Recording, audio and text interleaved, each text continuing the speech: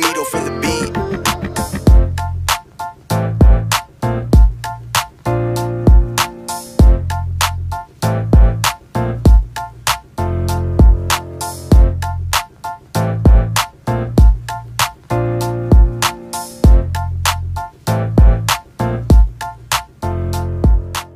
Hey guys! Welcome back to our channel. Once again, this is Jana. So this is the part 2 of our day 2 vlog. So hindi pa po nakapanood ng part 1 nito, panoorin nyo na po. Pumunta kami doon sa PTV4 Incorporation. So this time, bibisita po kami dito sa Biñan City Command Control and Communication Center. So nandito po kami sa loob na kung saan nila ginaganap yung kanilang meeting.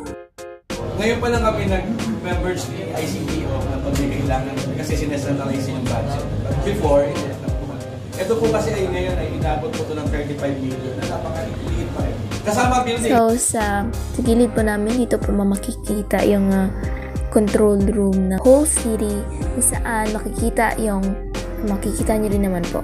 Basta. So yan guys, makikita po ninyo yung whole city ng Biñan kung saan maraming security cameras. So hindi po ordinaryong security cameras lang po yan kasi kaya po yan mag-zoom ng malapitan parang makita yung mga plaka ng sasakyan in case po mayroong crime na nangyari. Wow! Kasi pa naman. And nasa amin naman lahat ng CCTV. Kaya alam ng mga tao namin kung saan dadaan yung partak. And kagaya sinabi ko, meron kami City Marshal. Sa buong Laguna kami lang ang meron nun. Ano yan?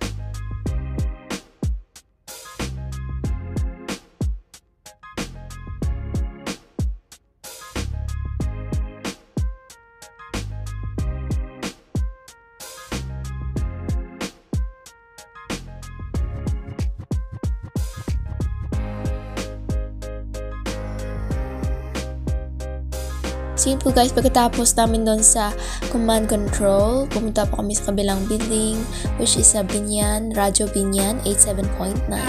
Kunin nyo, dalhin po namin kung saan gamit ang Radyo Biñan. So, may DJ na kami. Meron kaming 18 pastor na nagkikater ng words of wisdom. Hindi naman hindi pinag-usapan ang religion dito, religion and standards of worship. Hindi natin maaari yun.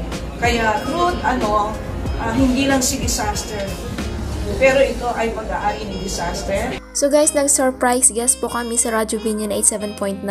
So I mean po, hindi po kami yung surprise, kami po yung na-surprise.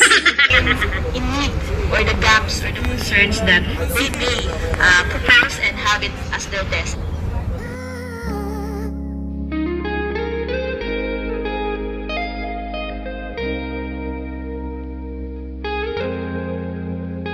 So it's a pleasure to meet all those people in Biñan City. Thank you so much for the warm welcome.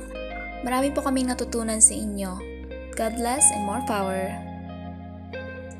After po sa Biñan, bumalik po kami ng Manila at kumain po kami ng early dinner sa buffet ng Tramway. And then after dinner, bumalik po kami ng hotel at nag-decision po si Sir Billy na gumala po kami sa Baclaran at doon po kami namili ng pasalubong. So, nag-decide po kaming sumakay ng LRT para po ma-experience namin at mabilis po yun.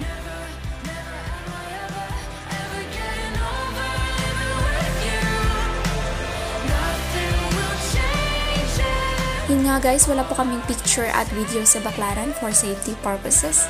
And pagkatapos po gumala sa Baclaran, bumalik kami ng hotel at tumambay po kami sa rooftop para chill kasi last night na po namin sa Bayan Hotel. So guys, that's all for the day 2 vlog. And I'm so glad and overwhelmed for all that happened sa araw na tong day 2 kasi marami po kami ng experience and it's my favorite part of the tour. So guys, panoorin niyo po yung last vlog namin, yung day 3. So don't forget to like, comment, share, and subscribe. Thank you for watching!